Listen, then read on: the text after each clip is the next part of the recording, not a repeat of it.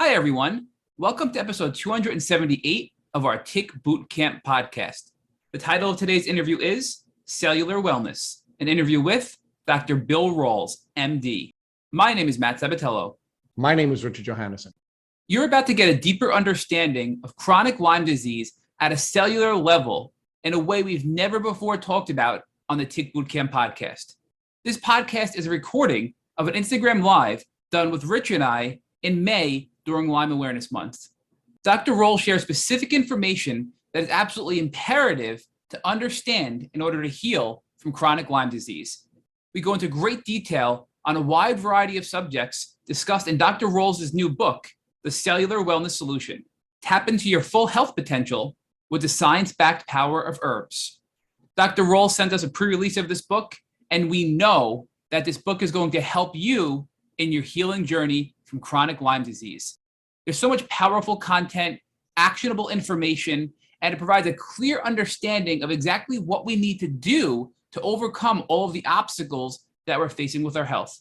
So without further ado, we're really excited to introduce Dr. Bill Rawls in Cellular Wellness. Hello, Dr. Rawls. How are you? Thank you for joining us. Oh, my pleasure always. All I need is an invitation. You guys are always a lot of fun. Well, we really appreciate you joining us, Dr. Rawls, as always. And we did want to quickly introduce you to our folks who may not know who you are. And I can't imagine there's anyone in the Lyme disease community who doesn't know who you are. But we did want to share a couple of cool little anecdotes. The first is that how you became the mentor to Tick Boot Camp. And it's in part because when we were going on our research journey, your book was our very favorite book. I had read Unlocking Lyme or listened to Unlocking Lyme as an audio book from cover to cover 5 times before we started. Wow. And when we had 200 followers and no one wanted to join us, you were actually kind enough to be our 13th guest. And that's back when we really sucked, and you kind enough to give us some early credibility. And one of the things we want to thank you for now, Dr. Rawls, is on the Lyme Hackathon this year. In the first 19 days, we've had 250,000 views of our Lyme Hackathon, which is 5 times the number of views we had in the entirety of the Lyme Hackathon. Wow, that's great. Well, you guys have made a huge impact, and even back then, it was just a lot of fun. And but we keep moving forward and keep trying to change the way people are looking at this thing. Well, we do. Well, there's another thing we do want to share with our community today, and that is that on many occasions, people have accused Matt and I of being on your payroll. That's right. We want to clarify is that we are not on your payroll. You're on our payroll. Matt and I are people who regularly use your herb, use the various herbs of yours. I actually had 3 deliveries in the last 3 days. My wife wanted to know why.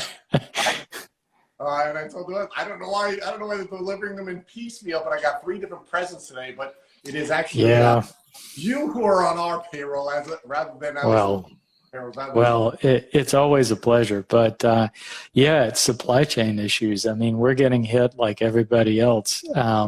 Just getting the high quality extracts and that sort of thing has been a challenge. So, sometimes we're short on things and we try to get things to people as quickly as we can. But we've got a guy named Ryan Davenport who started as an intern with us out of NC State University down here years ago. And he was just interested in supply chain management, didn't know anything about herbs.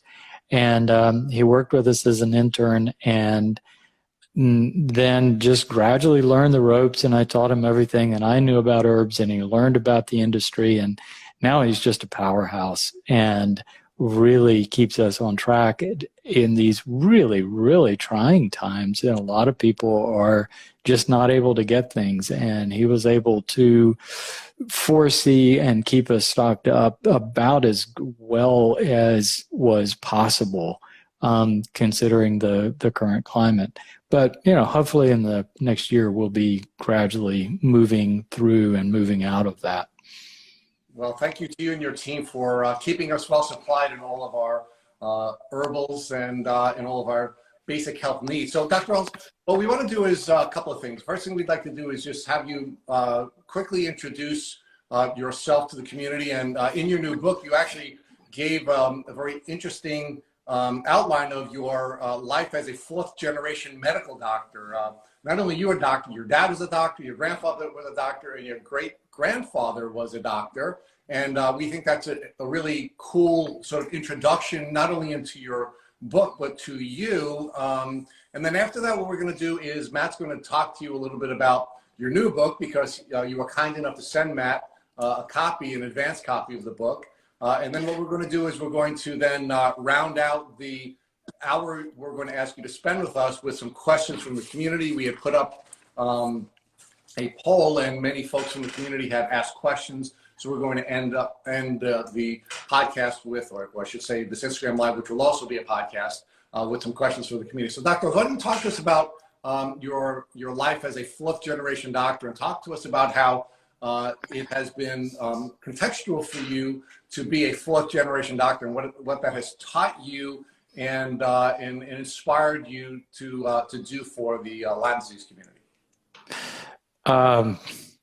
Well, it is just, I guess, that idea of service, ran in my family, and it's something that I picked up early on.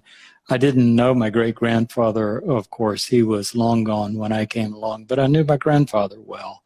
And I was the oldest grandchild, and got to go on house calls with him, and just, wander around town in this small town that he was practicing back in a different time, and really saw, that side of medicine very differently. By then, he was using predominantly drug therapy. He wasn't, an old-timey doctor that used predominantly herbs. Possibly my great-grandfather did. I don't know. But by the time my grandfather was in going through his training and medical practice, everything, the pharmaceutical companies had really taken hold on things. And, but he, I think his biggest therapy was just compassion. He just had compassion for everybody that he saw, and he never turned anybody down. And, he actually went to houses and delivered babies and went on house calls, and he was the true general practitioner.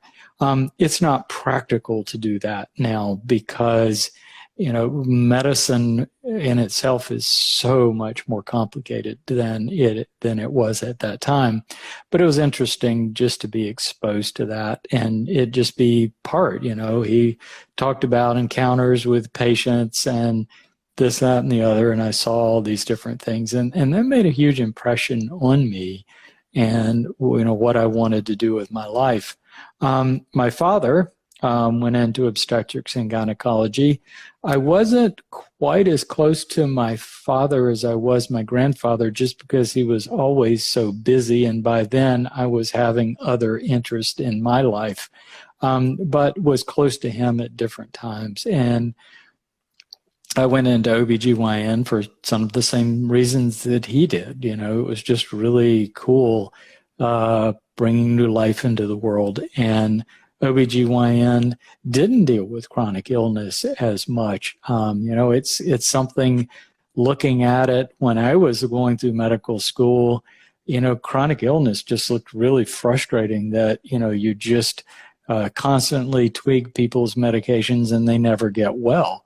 I wanted to do something that I could actually make people well. And OBGYN had that nice balance. Oddly enough, chronic Lyme disease threw me right back into having to look at chronic illness and how do I help people, and just came to the conclusion that how we do that in the conventional medical world is not satisfactory, and that we really should be asking a lot more, and that drugs have, when it comes to chronic illness, drugs have a lot of limitations. They can block symptoms and block processes of illness, which is really important, but they don't heal and they don't promote wellness. That has to come from inside the body. And that's where herbs are different than drugs. And that's really what this whole book is about. And by the way, I'll get you guys some more copies. That was we did just a few Kinko's copies that were it was like $50 just to get that thing printed. But we'll have some more copies, and I'll get you guys some in the mail in just a few weeks. And it will be out there as quickly as we can get it. So Dr. Matt and I both use the Restore Kit and a number of other protocols that you've created. So can you talk about the Restore Kit as sort of a foundational, the center of the wagon wheel, and some of the other tools that you've developed, and how that has now inspired the book that Matt's now going to talk with you about? Yeah. Well, when we look at this concept of the book is called the Cellular Wellness Solution. So when you look at wellness is always deep into the cells. It's a function of cells. If your cells are healthy, you're going to be healthy. If you have some symptoms, it's because your cells are stressed. And what chronic illness is of any kind is when cells are chronically stressed. And there are a lot of different ways that different cells can be stressed in the body. So we have a lot of different illnesses, but typically chronic illnesses affect all cells in the body. So you have a lot of overlap in symptoms. I mean, you look at the symptoms of chronic Lyme and it overlaps fibromyalgia, Parkinson's, MS, autoimmune illnesses, a lot of things. And it's because cells in the body are being similarly stressed. We define chronic Lyme disease as being caused by this interaction with these microbes that we pick up from ticks. But what I recognized is that there are a lot of different microbes that we pick up, a lot of different kinds of things in our lifetime, and you start looking at those things and connecting them with chronic illnesses. There's a lot of research making very well-defined connections to the microbe factor and how it plays a role in chronic illness. So when you look at solutions for that, when you look at drugs, they can block processes that if you've got an aberrant pathway that's caused a symptom, well, you can use some drug to block that and often block the body's recognition of that, which does help a little bit.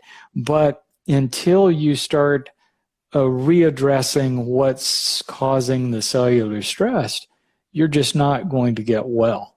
And that's a problem with not only chronic Lyme disease, but so many other chronic illnesses.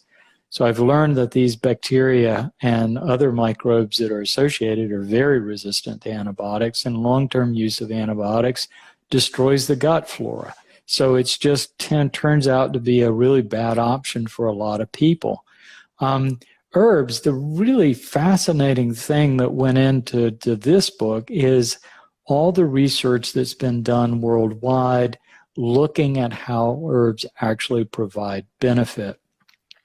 And I couldn't have written this book 10 years ago. The research just wasn't there. But now, wow. Not only the antimicrobial properties of herbs, but also the herbs, the phytochemistry of the herbs. What you're getting is basically a defense system of the plant. And it counteracts every known cellular stress factor. So not only is it suppressing the microbes, it is affecting cellular health at every level.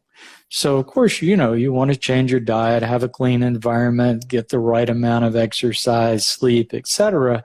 But there is nothing that can promote cellular health and cellular recovery, which is what healing is all about, than herbs.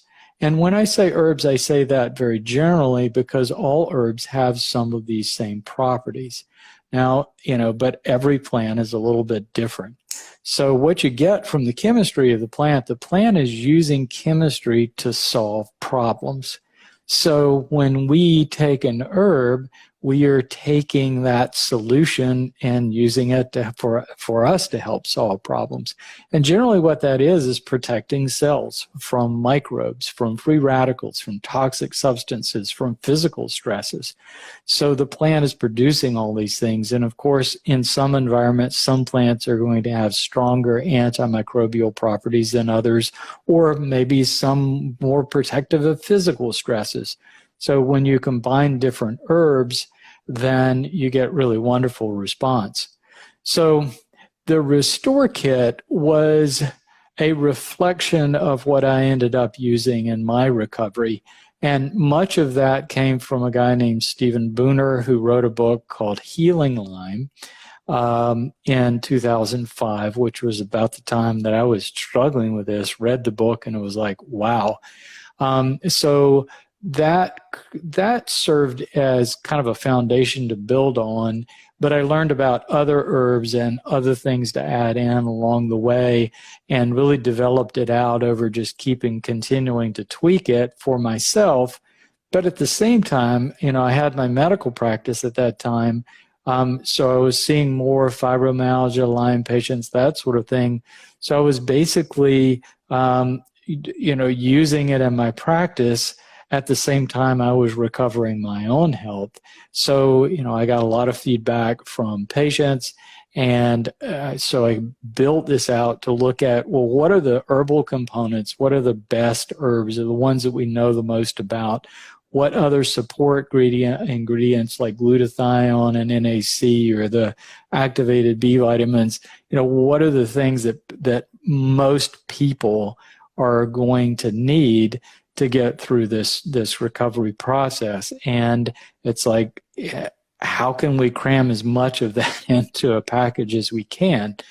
And what it boils down to is everybody wants a single supplement with 2 capsules for $30 that they can take to get well. And there are those products out there, but they just don't have the power, the potency of the extract of the herbs and everything else. But it was kind of like, okay, I used varying doses and I used different doses with patients. And so we were kind of shooting from the hip of what were the right doses to give a significant population that was highly variable, shooting for the idea that, wow, if we can help at least 50% of people that do this thing get benefit, then we will have done some good. This will be significant. And that's good for any kind of medical therapy. If you can get 50%, that's great. So there have been 11,000 people that have used it. And over the years, we have kept track of progress. So part of the kit is this package that is conducted through emails and other information that I looked at it like, what kind of information would people want to ask me if I was doing repetitive consults over a 6-month period? So I wrote emails that people get for a prolonged period of time that anticipates questions that they might have and gives them timely answers. So like up front, there's a lot of information just about the supplements, how to take them, what to expect as far as reactions, Hertzheimer's, how to progress it. So there's a lot of information up front that anticipates those kinds of questions. But then on, it's more refining, individualizing the whole thing.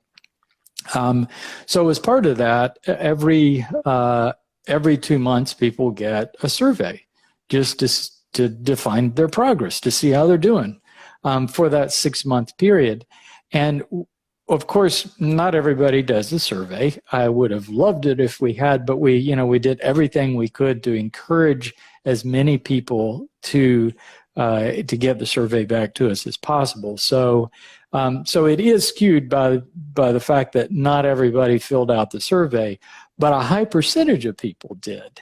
And of the people that filled out the surveys and kept up with things, 70% of people at the 4-month mark experience significant reduction in symptoms.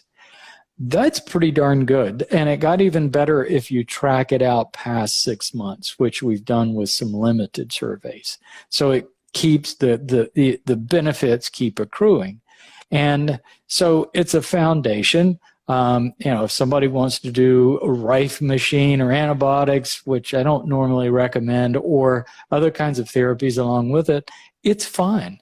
But this just gets a nice foundation in an easy package that just helps people get a leg up on their recovery and move forward a little bit faster.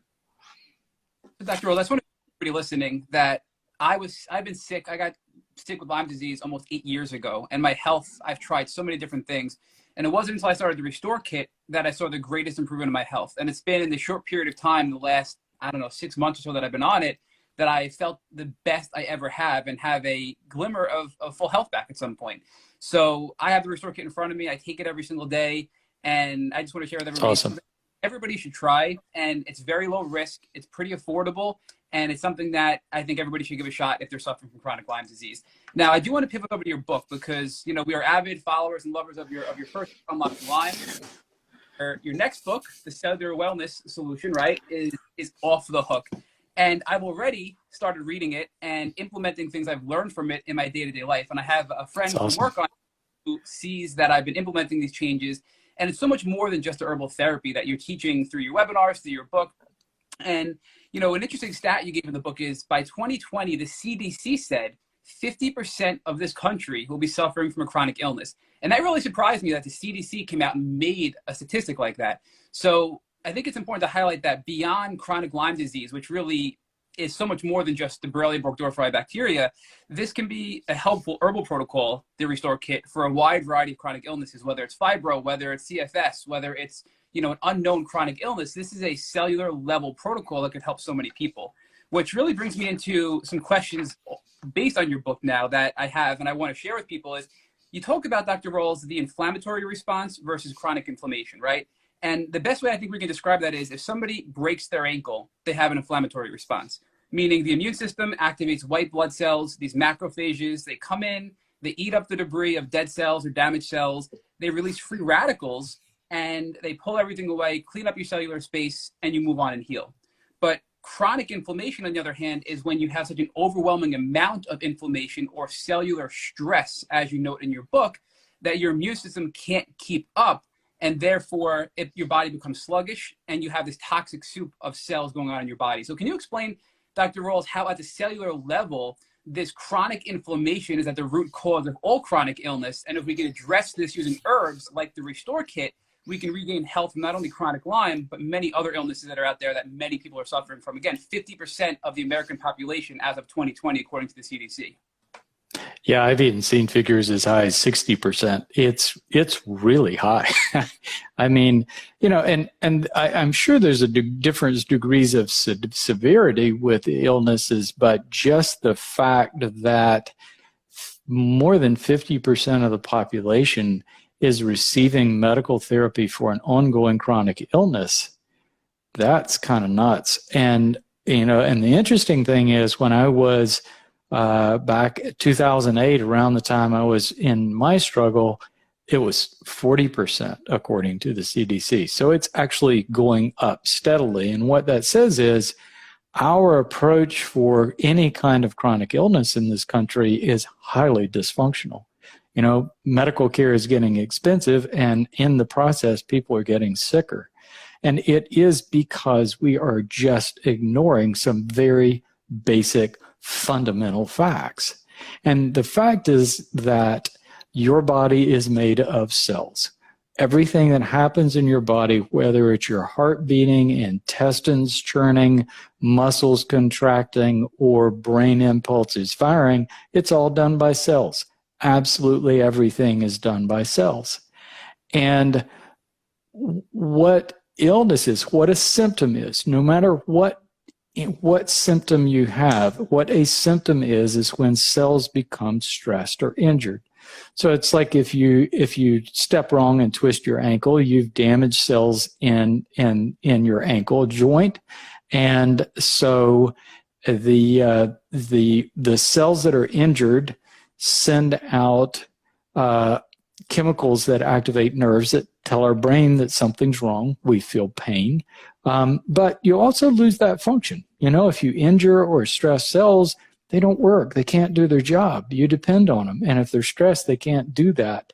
So, we can't walk on our ankle as well.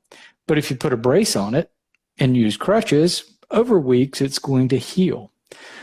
We say that word healing all the time, and it's pretty nebulous. We know conceptually what it is, but very specifically what it is the ability of cells in the body to recover from stress and regenerate new cells that have been damaged or missing. That's what healing is. So the ankle will heal itself. The cells will repair and generate new cells, and the tissue will mend because of that. So what chronic illness is when stresses are ongoing and cells never have an opportunity to heal. So no matter what your symptom, brain fog, well, that's cells in the brain and cells in the neurological system. Irregular heartbeat, that's cells in the heart. So any symptom that you're having is a reflection of cellular dysfunction in your body. And if those symptoms are chronic, it means whatever stresses are causing those symptoms are ongoing. Now, everybody would know that, yes, microbes are part of the stress, but it's not just the microbes. Typically, when I talk to people, there are other ongoing stresses. Like I had the stress of a really stressful life and not sleeping. Cells need downtime to regenerate, to recover. So we need that 8 hours of sleep to give our cells a break. They've been working all day. They need a break just like we do.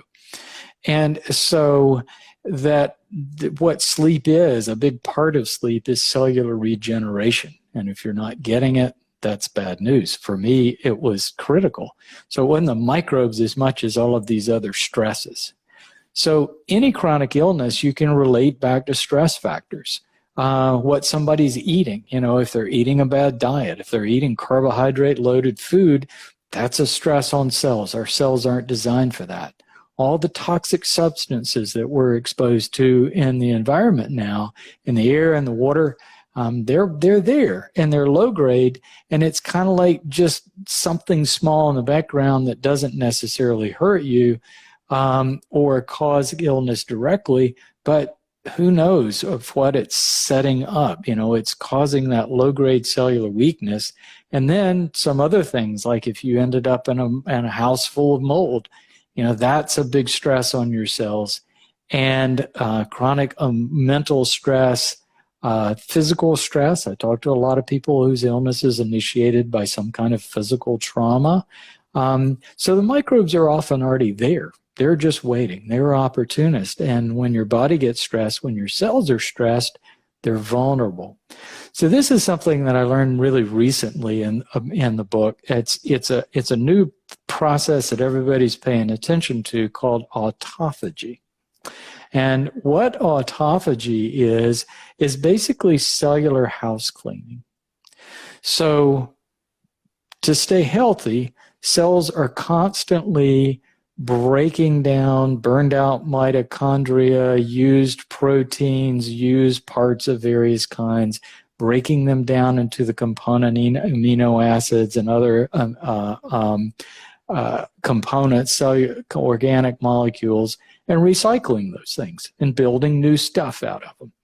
But it turns out that part of the autophagy process, it's also the way that our cells eject intercellular microbes like Borrelia. So when cells are chronically stressed, they use more energy, they start getting stressed, the autophagy breaks down, so the cells lose that cellular house cleaning. So bad proteins start collecting inside the cell doesn't work as well.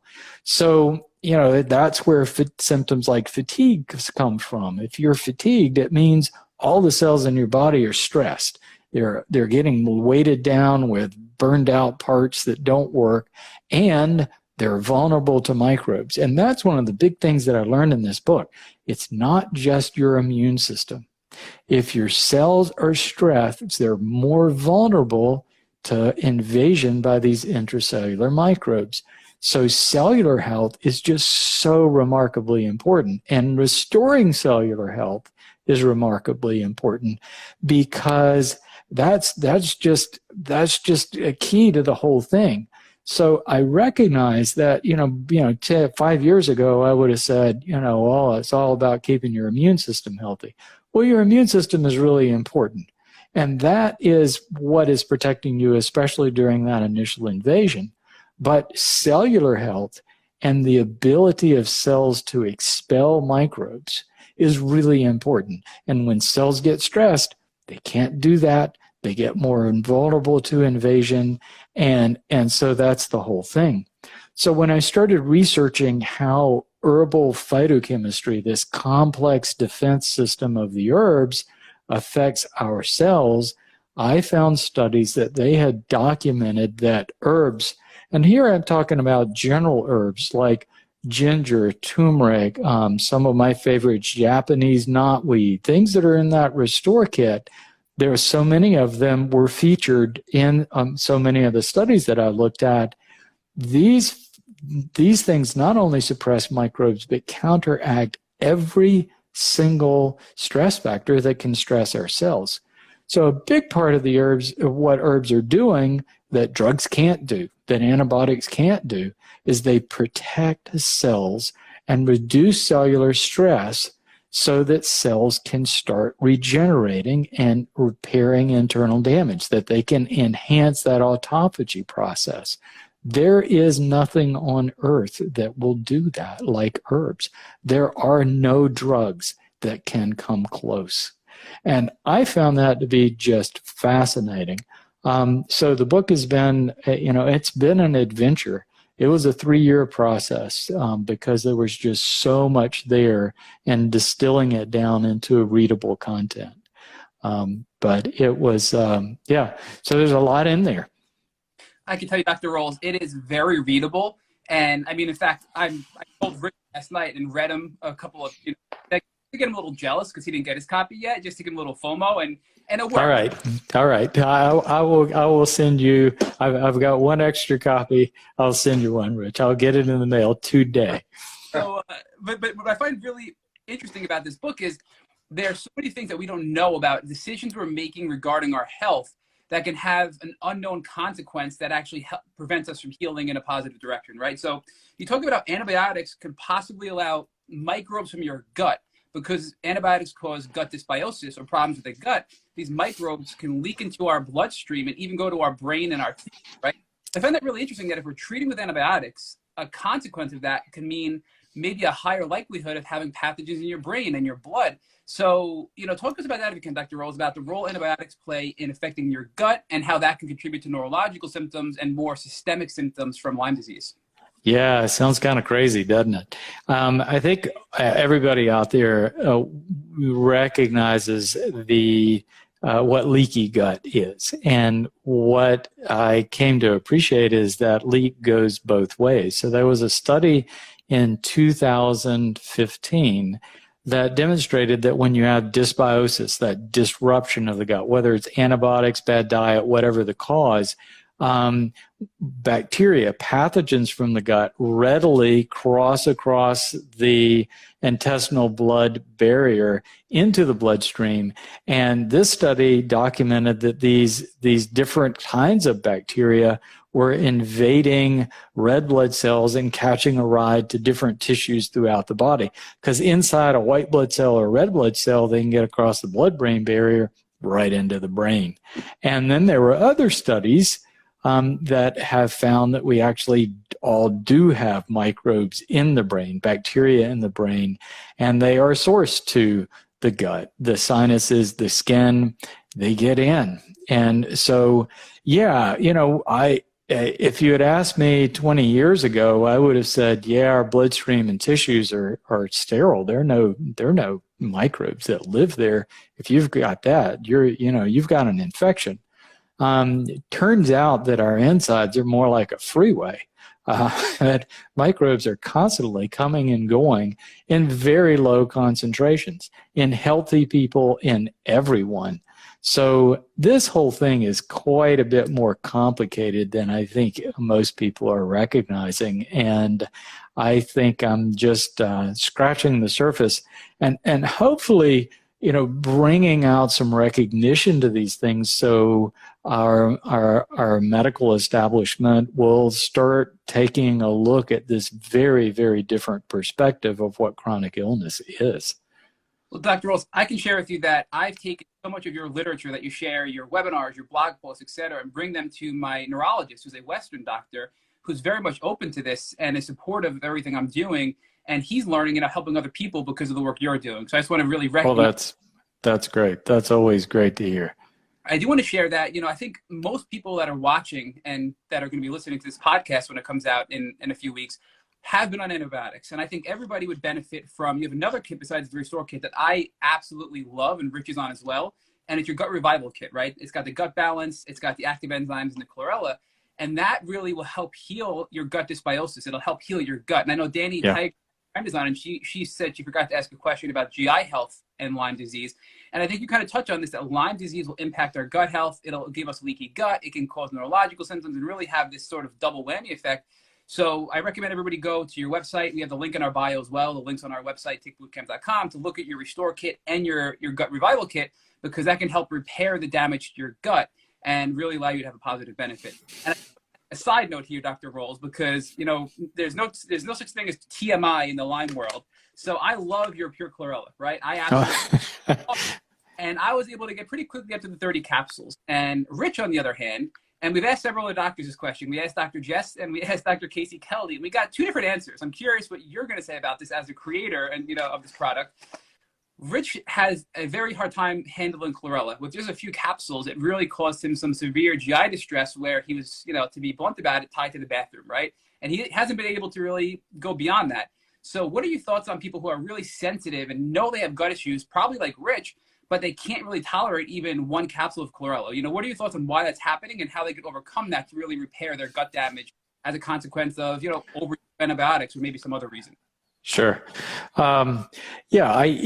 Everybody is an individual. There's no doubt about it. And the Restore Kit, the products and programs that we do are meant to be a starting place and something that people can build on, recognizing that, there are going to be people at both ends of the spectrum that don't tolerate something one way or another. A few people are just sensitive to chlorella. The way they absorb it, it tends to increase GI motility pretty significantly, which can be a good thing. Most people are running really slowly, and that's what GI problems, that's the root of a lot of the GI problems. But sometimes it speeds it up too much.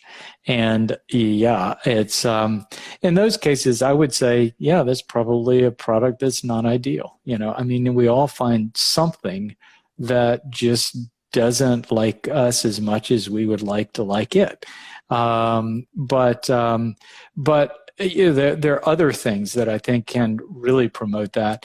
I take the gut balance pretty regularly myself. And it has the slippery elm, which contains mucilage, which basically subs in for our mucus barrier. And I've come to the conclusion, we all could really use that. We have in our foods and our diet, there's just so much challenge there that extra protection is good. It also contains berberine, which is really nice for killing Candida without killing other more favorable yeast and some of the other pathogens in the gut. But berberine, interestingly, has some anti-diabetic properties too, which are really nice. So if you're taking it regularly, it actually can benefit your blood sugar, which we all need a bit of too. And then dandelion is a really nice liver protectant. And protecting your liver, man, is that important for all of us in this modern time. Dr. Rawls, Matt has pointed out the part of the kit that I'm not taking that has caused me to be a little too regular. But the rest of the kit has been fantastic. And one of the things that I wanted to share with the community is that it's actually helped to mellow me out emotionally. I mean, the two tools that you've shared with me that I'm using regularly now, in addition to the gut rebuild kit, is the HPA balance. And those two together have made me unbelievably even-tempered and mellow and less anxious. So can you talk about how those two tools were built by you and how they aren't only helping us physically, but also helping us emotionally? Yeah. The HPA balance is actually the first product that I ever formulated. And I was using combinations of different herbs. I was using a product called Relora, which is a magnolia and philodendron species that have some effects on the hypothalamus and have a calming effect. Ashwagandha, but I had taken ashwagandha and didn't get much of it. And then we went to the sensorel extract, which is like 10 times more potent. And that was highly beneficial. But that's very slightly stimulating. So just to get a balance, I found that theanine was really nice. So theanine is an amino acid that you get from green tea. And it has the effect of competing with excitatory neurotransmitters in the brain. So it doesn't have a direct calming effect. It more is a neutralizing effect just to balance you out, and so that it reduces the overstimulation that we get from just life. And that balance of those ingredients are just really turned out to be wonderful. And one of the first patients I had that tried it, that particular combination, before it was even a product, said, I was taking Prozac, and I just pretty quickly found I didn't need the Prozac anymore. But she said, and I'll never forget it, she said the Prozac, it got rid of the symptoms, but when I started taking the herbs, I felt like me again. I just felt like normal me. There weren't any drug effects that I was getting before. And that's exactly what we're trying to achieve with herbs. And that's the real value, is sometimes they're not as potent as a drug, but the herbs have this protective effect on our cells. So when we're protecting our brain cells and all the other cells in our body, and balancing, hormones and chemical pathways in the body, things function better. And you feel better because you are better, because your cells are better. So it's not a cover-up like a drug. It is promoting true health and wellness, which is exactly where we want to go. But just a little bit more on that thing, in chronic Lyme disease, I was this way, anxiety, anger, depression. I mean, there were a lot of things going on. So just thinking about that from a cellular point of view. So you've got these microbes that are invading your tissues and invading cells throughout your body, your brain, your heart, your muscles, everywhere, and stressing cells, but also the immune system's reaction to the presence of the microbes, which, the low-grade autoimmune effect attacking our own tissues may be just as bad. So we've got cells throughout the body that are being stressed chronically all the time, vigorously. All of those cells are continually sending in distress signals to the brain all at once from everywhere in the body. So your brain is just overloaded with distress signals from all of the rest of your body. So how could you not be anxious and depressed and have a hard time sleeping, So when you start counteracting that with the herbs and start that healing process, really cool things start to happen. But it takes time. Healing always takes time. And I think that's where people lose patience, that it's not months, it's years and years. And but you get your life back. And, I've been enjoying, a high level of health for a decade now, and it's just really been extraordinary. So, Dr. Rawls, I just want to address some of the comments coming in. So, Danny mentioned that she was sensitive to chlorella as well and has some GI distress. And I just want to emphasize, Danny, that Rich, although he can't take the chlorella, has had a great response to the gut balance, and that seems to be much more gentle. So, I'd recommend trying the gut balance, which even for me was really Dr. Rawls, I had a lot of food sensitivities as well, and your active enzymes along with the gut balance, again, no reaction other than just feeling better, being more regular with my bowel movements. So many of my food sensitivities have subsided, and I want to share with everybody that after 6 months of being on the Restore Kit, my autoimmunity levels, my ANA levels specifically, were 580. They dropped down to 80 within, I think, the first 3 months of being on the Restore Kit, which for me, I couldn't get them below 500 for years. So that's how powerful the Restore Kit is. And also, I get tested for allergies every year, and my allergic reaction to a wide variety of environmental factors and food dropped in half, and some of them even disappeared that are just completely gone. And this is a really rough time of year for allergies. And I just am amazed at how I can walk outside and even when I was healthy before, my allergies are just so much better because of the Restore Kit, and I believe the gut Restore Kit. And so all of these things are not only going to help you with your chronic Lyme, but your allergies, your full body cellular health. And I want to emphasize that. So another question was, what does HPA stand for? And I think it's the hypothalamic pituitary adrenal axis, Dr. Rawls. Is that correct? Correct. Yeah. You have a little part of your brain called the hypothalamus that is about the size of a walnut right at the base of your brain. And it's part of the primitive brain, the reactive part of your brain that governs all of your automatic responses. So the brain, your thinking brain is taking in the five senses and looking around and, gauging threats and gauging how to go about life. And it sends messages to the hypothalamus that basically regulates everything: temperature, hunger, all of these things in reaction.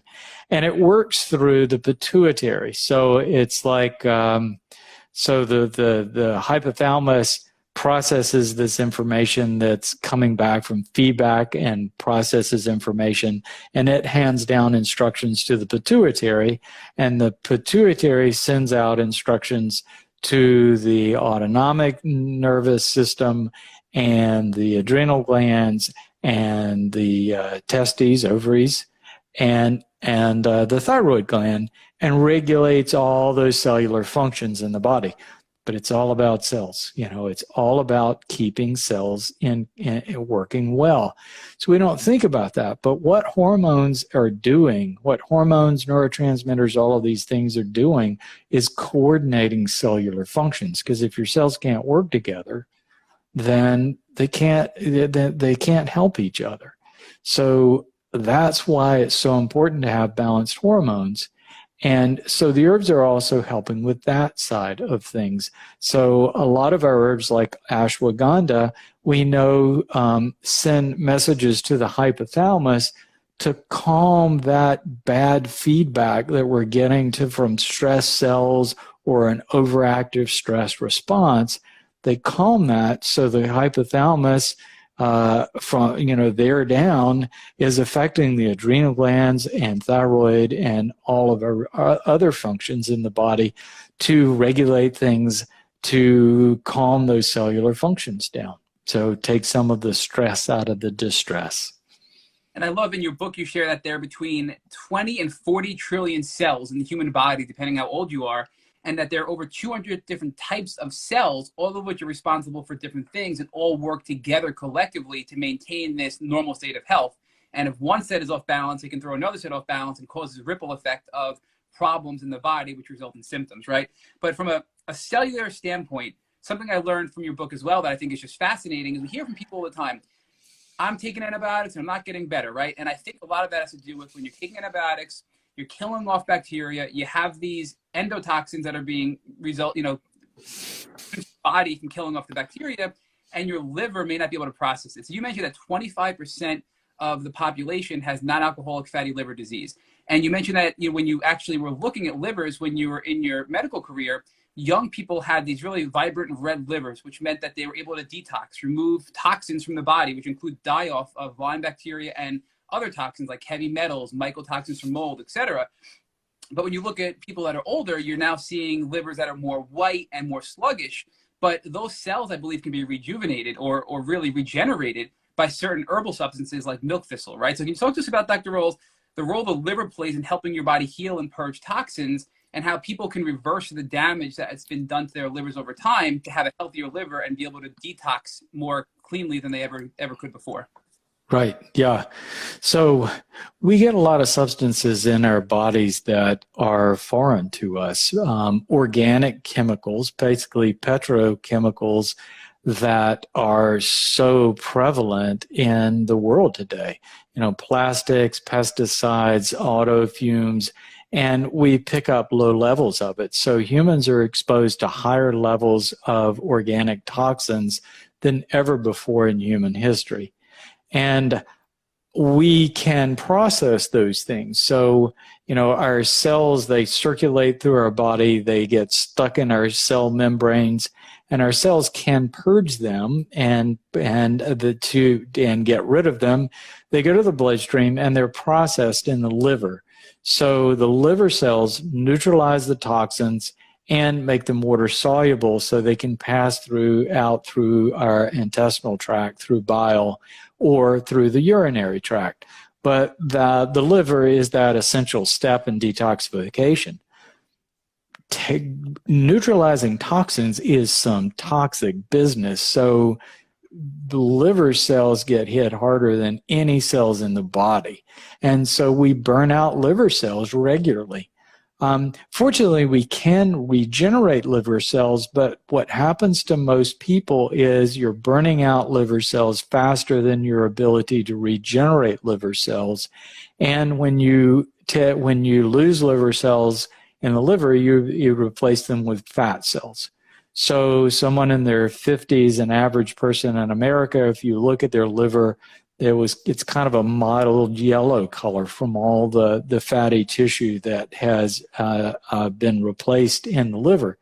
As you lose liver cells, you lose the ability to get toxins out of your body. And you also lose the ability to manage things like blood sugar and cholesterol. So people that, everybody knows, the medical profession is like, well, yeah, you get older and your cholesterol goes up and we're going to put you on these drugs to hold it down. And none of them ask, well, why does it go up? It wasn't like that when I was 20 or 30. Why is it that way when I'm 40 and 50? And the answer is because you don't have enough liver cells to process it properly anymore. So it just collects in your system. So the liver is important for a lot of things. Interestingly, and I find this to be just fascinating, they've done studies on herbs like milk thistle and dandelion and found that they protect liver cells to the degree that it actually allows regeneration of liver cells in excess of what is being lost. So your liver actually gets better. And one thing that I found fascinating about 6 months ago, I hadn't checked my cholesterol in a long time. I had great cholesterol in my 30s, but it was starting to go up along with my blood sugar in my 40s. And then Lyme disease came along. I started taking the herbs, and it got better. It kind of leveled off. And I just didn't worry about it anymore. My blood pressure went down, my blood sugar went down, my cholesterol stabilized out. But I had it done about 6 months ago. I'm 64 now. And it was actually the best it's ever been my whole life. And I've been taking milk thistle for 15 years. So it's, it's amazing what you can get back, really. All of these herbs are in your Restore Kit, which is, I was having a conversation earlier today with the friend Margot, and I was just sharing how the Restore Kit is not only an antimicrobial and microbial protocol, but it's restorative, right? I mean, that's why you Absolutely. have Prevention Plus, mitochondrial support, advanced biotic, adaptogen recovery. you address the nervous system, you address the pathogens, you address the cellular health with the mitochondrial bottle, you address all of your deficiencies with vitamins and herbs with the advanced biotic bottle. And, you know, there's a couple of questions coming about diet, Dr. Rawls. So I know we're getting tight on time, but I want to just follow up with this question, because the first part of this question is, what are some dietary changes people can make to address non-alcoholic fatty liver disease? But even beyond that, I mean, something fascinating from your book that if you can touch on after that question is, you talk about the role of carbs and eating carbs and detoxing, right? So the effect carbohydrates have on the body and how they can affect your joints as well, and your collagen blew me away, and how it can be a double whammy eating a high carb diet and affecting your collagen health, which Lyme also affects, and having some other adverse, you know, consequences from having a high carb diet. So you can address both those, Dr. Rawls, the diet for the fatty liver disease and also the role carbs play in really amplifying the effects of Lyme disease. Yeah. Well, I'll start with the carbs. I mean, it's a battle we all fight. Our brain tells us we need carbs. We just could, you know, we could gorge on donuts and lattes, and we could just immerse ourselves and do nothing but that, because that's what our brain tells us that we want, that we need. And the question is, why? If it's so bad for us, why does our brain tell us that we just have to have it? And the answer is that it's not part of our ancestral diet. So if you look at our food plants, they've actually been cultivated. All of our food plants have been cultivated to produce higher concentrations of carbohydrates, just to grains, which are almost carbohydrates, and we process those grains to be nothing but carbohydrate. If you look at the ancient forage food diet, it hardly had any carbohydrate in it. They were eating wild plants, and they were getting roots and getting as much carbohydrate as they could, but they weren't getting much. So as a result, our cells are really designed to run lean. But back then, there was a lot more sort of threat of starvation. So your job every day was to go out and get enough calories to survive. And that was hard work. So you definitely sought out any kind of carbohydrate sources. So if you came upon a bush of wild berries or a hive of honey, you gorged on it because it might not be there tomorrow. So that message, that trait drive is burned into our brain that when we see calories that are readily available, we should eat them immediately. And we all fight with that. So, you know, as we have gone through time, we've cultivated our foods toward high carbohydrate, and then grain and bean production really has ramped up the carbohydrate to a higher level than humans have ever been exposed to in our current foods. Carbohydrates, when you look at what a carbohydrate is, we're talking about starches and sugar. And those break down to simple sugar. The big one is glucose. You might also recognize fructose, which is fruit sugar.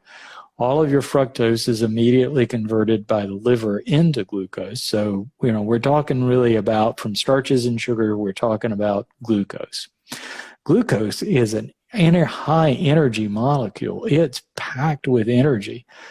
So plants use the energy of the sun to build energy into these high energy molecules with high energy reactive chemical structures, so that it's an energy currency that can be traded around. So it's energy from the sun that we can trade from organism to organism. So carbohydrates are the best energy currency. Fats are also right there, but carbohydrates are good for that fast burn, and we all need a little bit, just not much.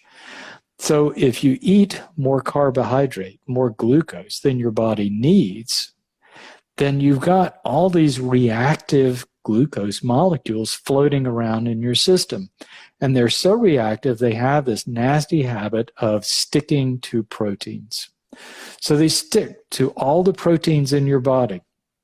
Every protein, they stick to proteins inside your cells, on your collagen that holds you together. All the proteins in your body get glucose stuck to them. And it basically, for collagen, I call them collagen crunchers because they basically cause the collagen to collapse and weaken.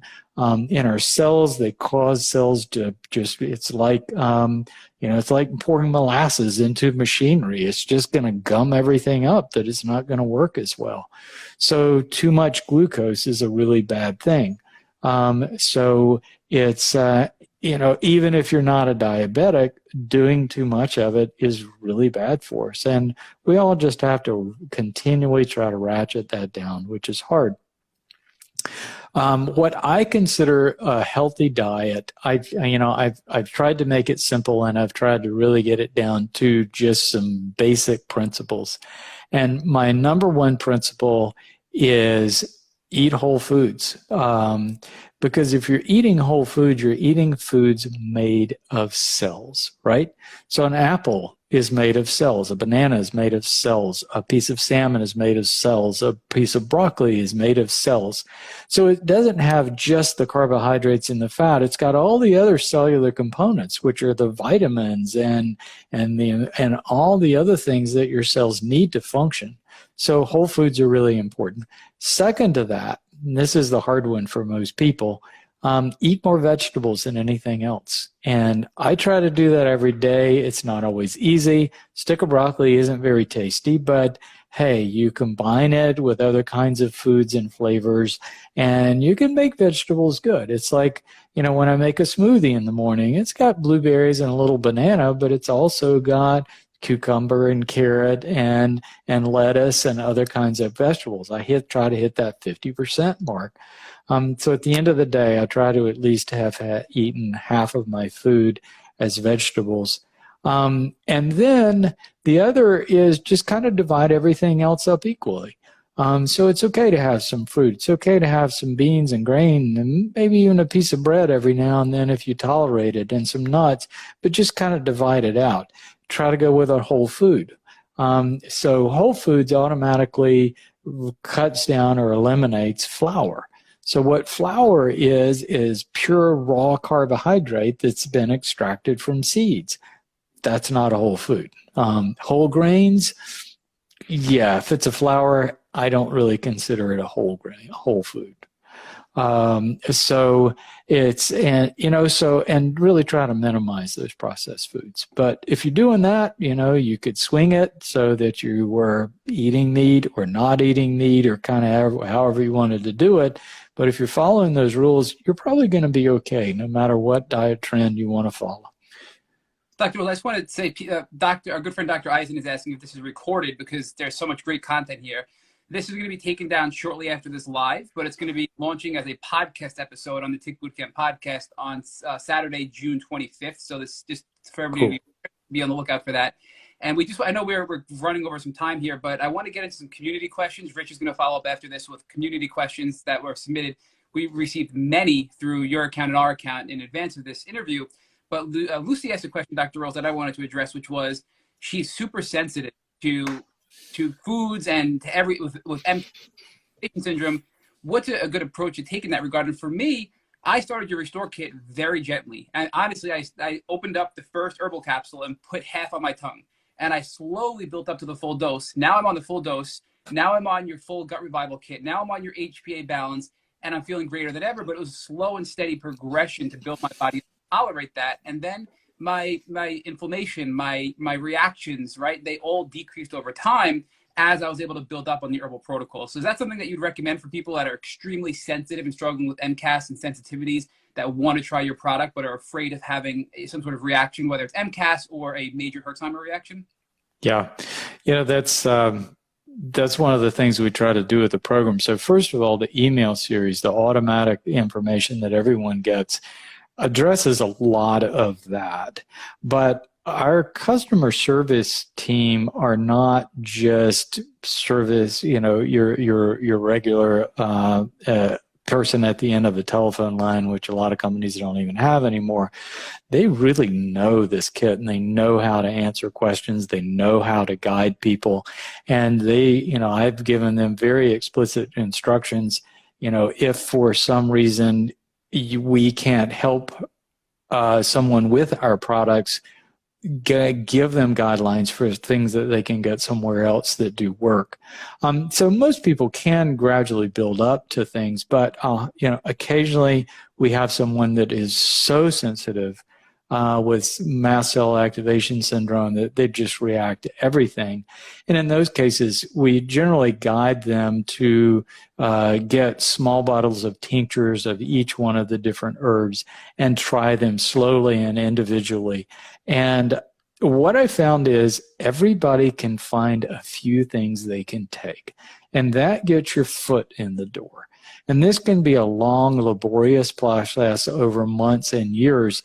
But, if you can find a few things that start affecting cellular health, moderating cellular function, suppressing the enzymes, just a few things, then that starts to normalize the things, that starts to back down on the mast cell activation.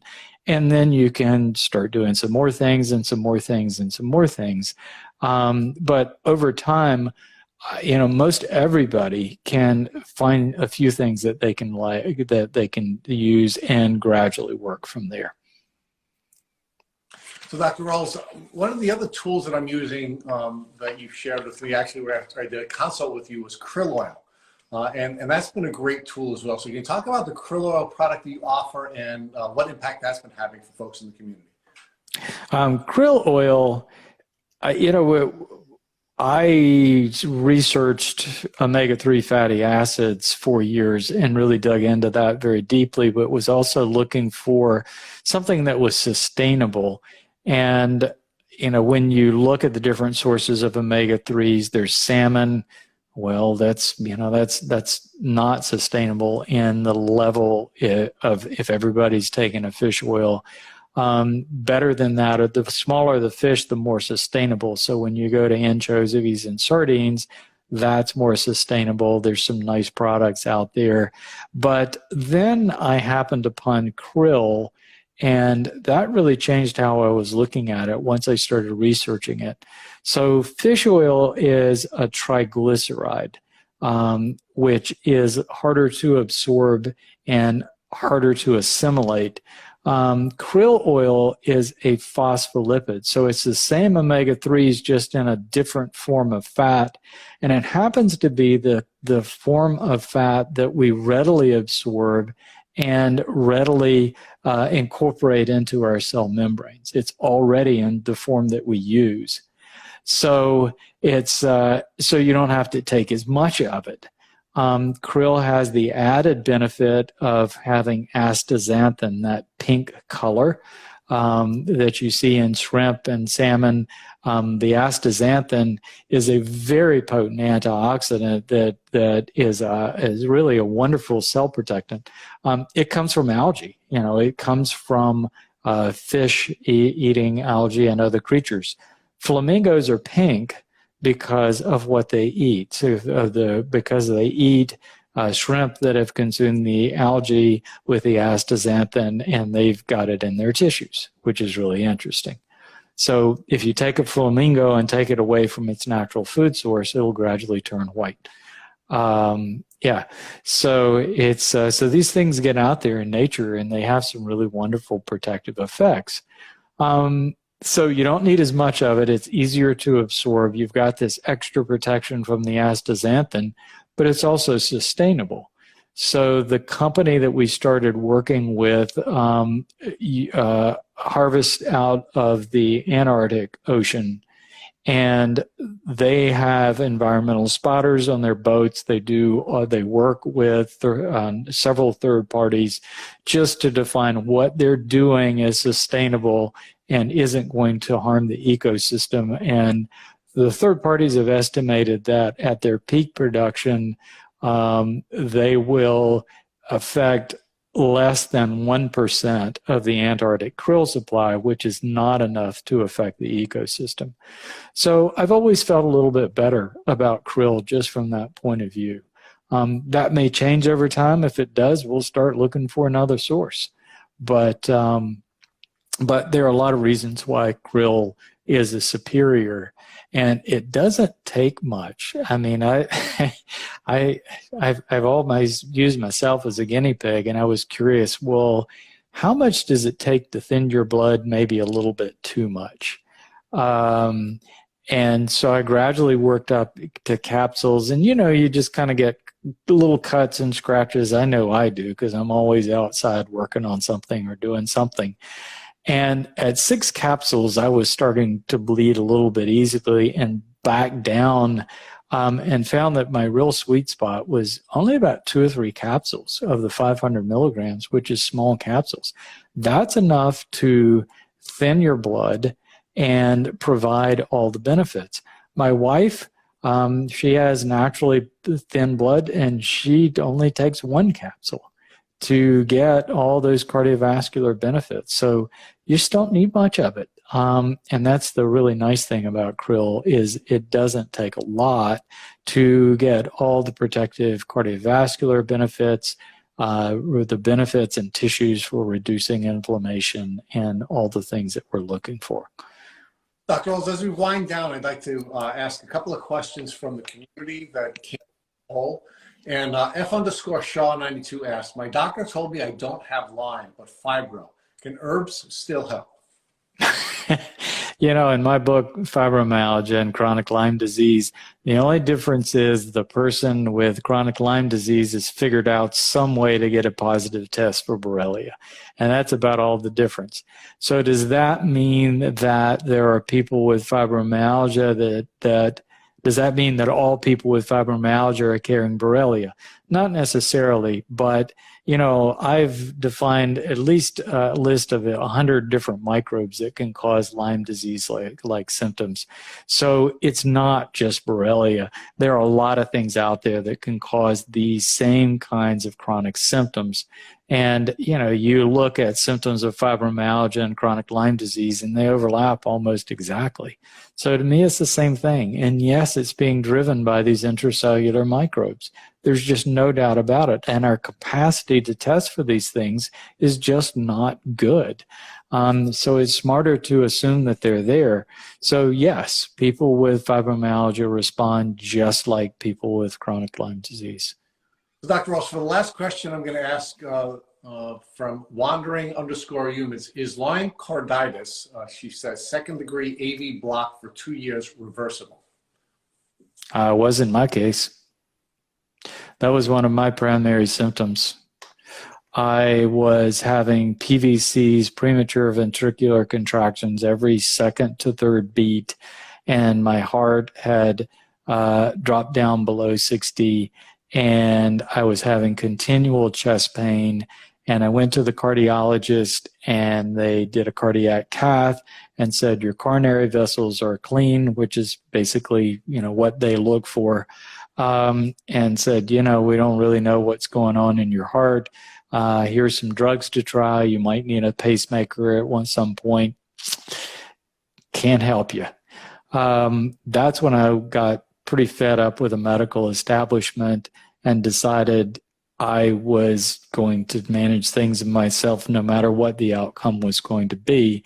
And it wasn't long after that I started the herbal therapy and gradually got better. It took me about 3 to 5 years to completely reverse all the cardiac symptoms. And I don't have much doubt that I have some damage there in the heart. But my heart's working. I don't have skip beats. I don't have chest pain, and that's been a decade ago. So about 2 hours before this broadcast, I went out and went kite surfing, which is quite vigorous, for over an hour in the ocean at age 64. So yeah, you can get over that. And yeah, the herbs can do that. That does not a substitute for an evaluation, though. So I think it's really important, because there are a lot of things that can go on in the heart, not to just back off and say, well, they're not going to help me. The herbs are the only solution. I don't need to be evaluated. You do. You need to go through all of the evaluations, the treadmills and and EKGs and even cardiac cath if they feel like that's necessary, and do everything that they can do to make sure that there isn't something else other than the potential Lyme disease. And then if you don't find anything, or while you're doing it, go on the herbs, because there's a pretty good chance that that's going to help you. Dr. Rawls, as we wind down, can you please share with folks when your book is going to be available, your new book, and where folks will be able to get the book when it is available? So we will have information posted. There's not much there right now, but there is a website called Cellular Wellness that's going to be about the book. And our current date, if we can get all the little pieces together, is June 21st, that it will be available on Amazon. It will be available other places too, but Amazon, that's the big elephant in the room, and so that's where it will mostly be. And so that's where to get it. And again, this isn't a sequel to Unlocking Lyme. I want people to know this. This is more oriented toward a general audience. This is an everybody book. This is stuff that every person in America really needs to know. And that includes the medical establishment really needs to know this stuff. And it is highly referenced with studies. This book has, I think, about 70 pages of scientific studies that I reference to document. So everything that I said in this book is ironclad. It has multiple references to back up absolutely everything that I said. So it's coming. I'm excited about it. It was a 3-year project getting it here. Taking all of that scientific information and distilling it down to something readable was the task. So Matt, I'm very pleased that you found it to be readable. There was a lot of effort that went into that. But I think everybody can find something in there. And it is going to change how you think about any kind of chronic illness and wellness. Dr. Rawls, I just want to share that. I mean, I skipped ahead and I definitely, was reading the end and the appendix, but your appendix B, your extended herbal safety spectrum reference list, was so helpful for me personally. And I just want to highlighted different herbs, if they're everyday herbs, if they have to be used, cycled, if they're risky, if they can be, high risk herbs. And, the one thing I wanted to ask you, I know, and before Rich concludes this with you, is one of the questions we get so often, and I wish I had when I was sick several weeks ago with likely COVID, what is the dosing you recommend of the Restore Kit when somebody's sick? I know you've mentioned several times, Dr. Rawls, that when you're sick, you will take an increased dosage of the Restore Kit, and that helps you down much more quickly. What is a safe increase of the Restore Kit when dealing with COVID, the flu, or just some sort of general sickness that somebody has? Should they take the kit 3 times a day rather than twice a day, 4 times a day? What's your recommendation there for people who want that little quicker tip to help get out of COVID more quickly? Yeah, well, there are a lot of herbs that you can use for acute viral illnesses, and that was one of the really remarkable things. So when COVID first came along, way back December 2020 or 2019, just when we were first hearing about it in the very beginning, we didn't have anything, and Fauci said, hey, there's this terrible virus. We have nothing. We have no drugs. We have no vaccines. Good luck. The first thing I did was start researching herbs. And interestingly, for the previous SARS epidemics that occurred back in the early 2000s, a lot of people had looked at those viruses and how herbs might affect them. And what they found was really interesting, that many herbs have antiviral properties, but it's not one thing. It's a whole spectrum of different things. It's like the current drug out there for COVID affects inhibits an enzyme called RNA polymerase that the virus needs to reproduce. The drug works fair at best, and it only does that one thing. So interestingly, I remembered that when I was researching the herbs, all the herbs had RNA polymerase inhibitors in them, but they also inhibited penetration of the virus into the cell and the ability of the cell to be taken over by the virus. So they were hitting the virus at like a half dozen different directions, and different herbs were having slightly different properties. So here you've got these things that already work, and it was really frustrating because nobody was talking about it. You know, it was like, we have these studies, they show that they have a low potential for harm and at least some potential for benefit. No, we don't want anybody hearing about that. And it's like, that was crazy. So I had my little kits and was ready. But interestingly, many of the herbs in the Restore Kit were featured on the list, kept popping up. Japanese knotweed, Chinese skullcap. So many of the herbs, Andrographis, started popping up on the same list. And it was like, wow, we've already got things in the Restore Kit that do a really nice job. So typically, I avoided it for a long time. I finally got the Omicron variant of COVID. It caught up with me. I'd been vaccinated one time. I was a little hesitant. I'm not an anti-vaxxer, but I had a reaction when I was dealing with Lyme to a flu vaccine. So I was a little reticent. You know, it's kind of like either way, it's not good. Did the Johnson & Johnson vaccine, had no reaction to it, but never got a booster. Finally, COVID caught up to me over the holidays this past year.